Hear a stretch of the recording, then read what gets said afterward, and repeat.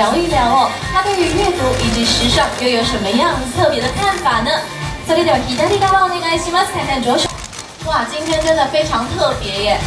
はい、今日はですね、360度に観客の皆さんがいますので、はい。大家好，我是电器两代金豆豆光教。哇，中文讲得很好呢。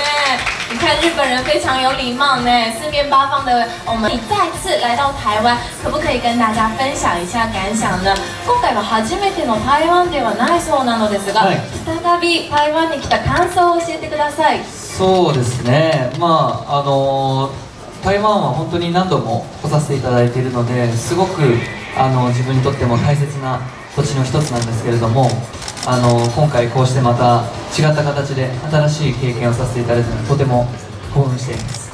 因为其实呢，我不是第一次来到台湾，可是台湾对我来说呢，真的是一个非常重要的地方，所以可以再次来到台湾跟大家见面呢，他感到非常的开心哦。但是台湾に来て何か特別に食べたいなってものはありますか？食べたいもの、やっぱ日本で今大ブームのタピオカ。想吃的就是现在日本超级夯的珍珠。那在日本有排队吗？日本で今行列になってるみたいなんですが、並びますか？いや、僕は並んだことないです。还没有排队过。这次工作之余有时间出去走走吗？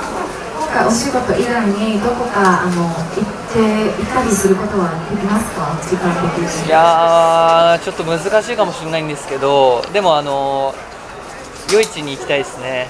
はい。虽然时间上有点困难，可是还蛮想去一下夜市的。像这次就是跟粉丝有互动嘛，有没有什么印象最深刻的？今回朝ファンミーティングを行って、何か印象に残っていることはありますか？そうですね。やっぱり映画の予告を一緒にファンの人たちを見るっていうのがすごく盛り上がったのが印象的です。他印象非常深刻，就是在白天的见面会当中，大家一起看午夜零时的吻的一个预告片，然后大家都很嗨，然后融为非常开心。